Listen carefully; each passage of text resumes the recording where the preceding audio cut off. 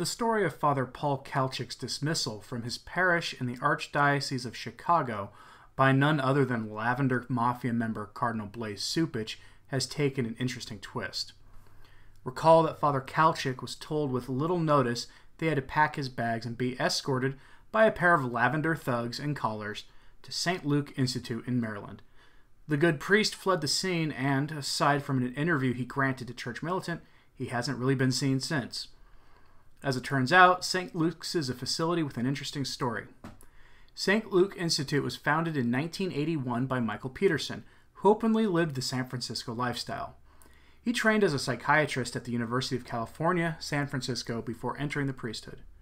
So the founder is a disciple of Carl Jung, Freud, and other secularists of the false gospel, and an ordained priest. Got it? St. Luke's originally focused on treating priests with drug or alcohol addiction. In the early 1980s, they began focusing on dealing with the emerging pedophile priest problem, following some groundbreaking cases at that time. According to supporters of the San Francisco lifestyle priest, Peterson tried to bring the problem to the attention of the hierarchy. He co-authored a 1985 report for the National Conference of Catholic Bishops that warned that there is, quote, no hope at this point in time for your cure, and the recidivism rate is so high with pedophilia that all controlled studies have shown that traditional outpatient psychiatric or psychological models alone do not work. Peterson died in 1987 from a complication of AIDS. Peterson's reputation was rightfully undermined because of his San Francisco lifestyle, and, for a time, St. Luke's fell out of favor with Rome. In 1992, one Father Kanice Connors was appointed president of St. Luke Institute. Connors was also a psychologist and had run church-run hospitals in Canada that dealt with alcoholism and depression.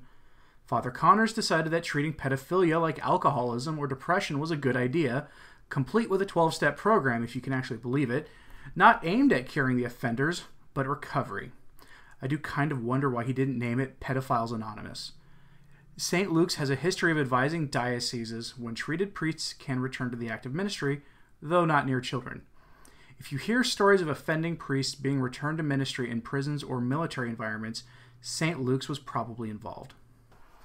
So Father Kalchik was going to be sent to a mental hospital that has a history of treating pedophile priests. Father Kalchik was a victim of San Francisco lifestyle predators twice in his youth, and Cardinal Cupich was going to send this good priest to a hospital known for treating pedophiles. But he's not the only one.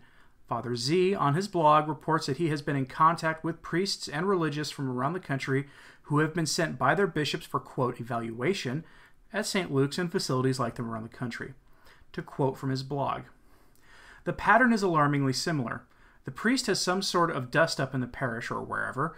For example, a woman gets angry because he preached about contraception. Someone claims that he has boundary issues. Somebody on the staff says that he is cold or remote.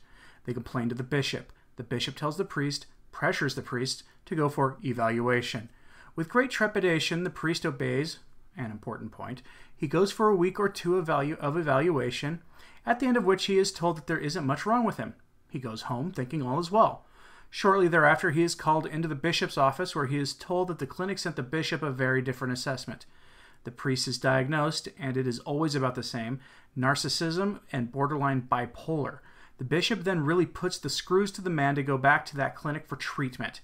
He's told for 3 months or so, but when he gets there and they confiscate his mobile phone and even his shaving kit and start pumping him full of drugs and monitoring controlling email, he is told that he'll be there for 6 months.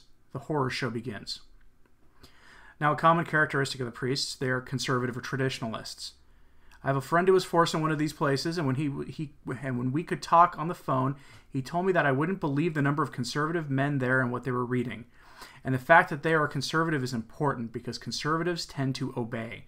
This is one of the reasons why bishops in the past have slammed down hard on conservatives, but they let libs do any dang thing they want. Even if they are slightly inclined to be conservative themselves, they are moral cowards.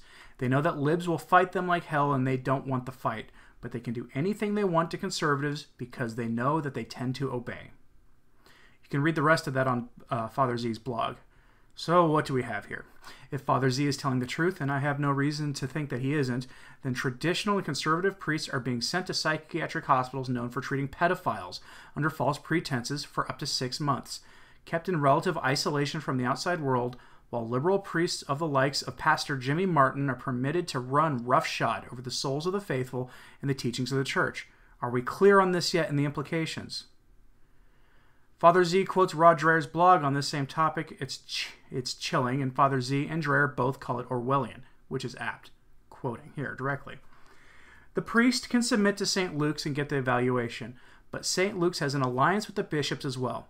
It's the bishops who pay the bill. When a priest goes there, the priest must sign a release for everything he discusses to be turned over to the bishop and the diocese. So how is he supposed to deal with any real psychological issue he might have, knowing that the data is going to be sent back to the bishop and put into files or even potentially released or used against him? Point being, the priest isn't free. It's a coercive environment. It's rigged against priests, and the information can be used by bishops to continue to manipulate those priests for years to come, all under the guise of, I just want Father X to be healthy. What they are really after is reconditioning priests to act within a particular safe metric to avoid bad publicity or cause problems. Sounds a bit Orwellian, doesn't it?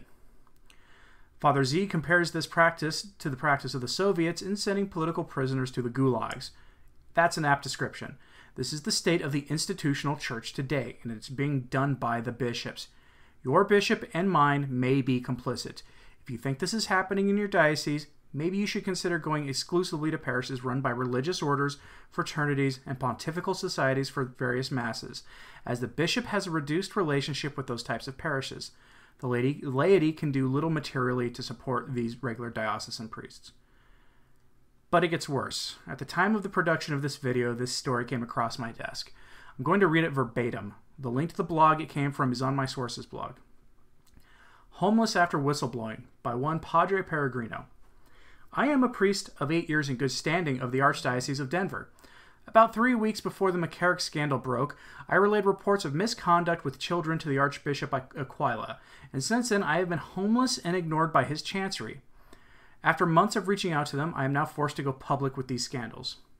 After seeking legal counsel, I wrote an email to Archbishop Aquila dated 24 May 2018 that I had heard third hand that a high-power priest in the 1980s used to share a bed with a boy.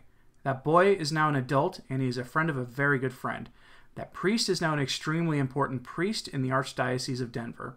I fear that if one boy was involved with slumber parties with this man, then many others may have had slumber parties too. I tried to get the victim to talk to me, but he would not. Should the Archbishop retaliate with lies about me for this blog post, I will consider bringing this name to Denver's 9 News. In that same email dated the 24th of May 2018 to Archbishop Aquila, I expressed concerns that about 5 years ago, a seminarian webcammed or spy-cammed two 12-year-old boys in their shower at a private residence. Although the seminary reported this to police, and although the seminarian fled the country, the seminary never apologized officially, except for one holy priest at the seminary who did so on his own. I expressed my concern at the lack of transparency from the seminary to the family that I know so well. The day after my report of scandals, the Archdiocese of Denver put $2,583.82 into my bank account, as seen in this picture. Notice the date of the 25th of May, 2018. A of D Management Corp stands for Archdiocese of Denver Management Corporation. I believe that the $2583.82 is the back pay that would have been owed to me while I was taking care of an injured family member that spring, beginning the 24th of March, 2018. They had not paid me a single dollar for the months prior. The very next day, the 26th of May, 2018, the threats from the Chancery began.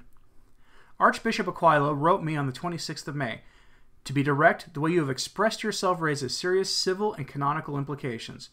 Father Capucci, the judicial vicar, wrote me, "Please identify your civil lawyer so the Archdiocese's longtime counsel, Scott Browning of the law firm Louis Roca Rothberger Christie, can be in touch with these lawyers first thing tomorrow."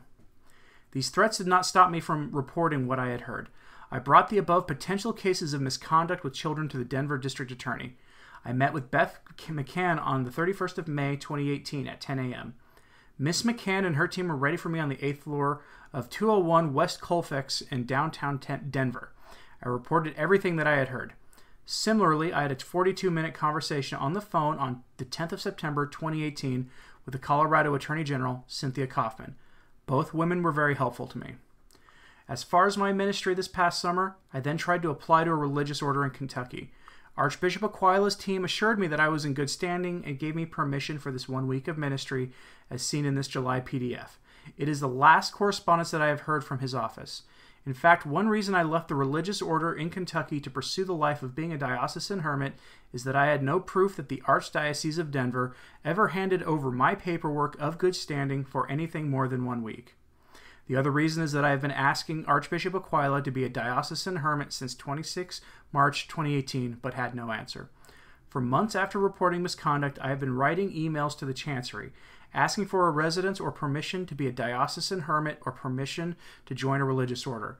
I was never given any residence or paperwork to go elsewhere since reporting on misconduct. Nevertheless, this important PDF from the Archbishop's office that shows I have never lost my faculties as a priest. Since reporting scandals, Archbishop Aquila has iced me, and I have been homeless and living out of my car. Here's what my dresser looks like now.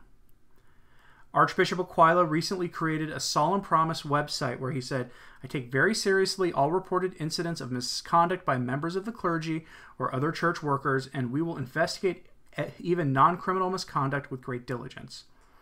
The good priest goes on to recount the promises made by Archbishop Aquila about taking the concerns of priests seriously. While he has been forced into homelessness by Aquila's archdiocese, he was being punished as a whistleblower for revealing sexual and Eucharistic abuses in the diocese. He has farmed himself out to celebrate the Tridentine Mass when possible.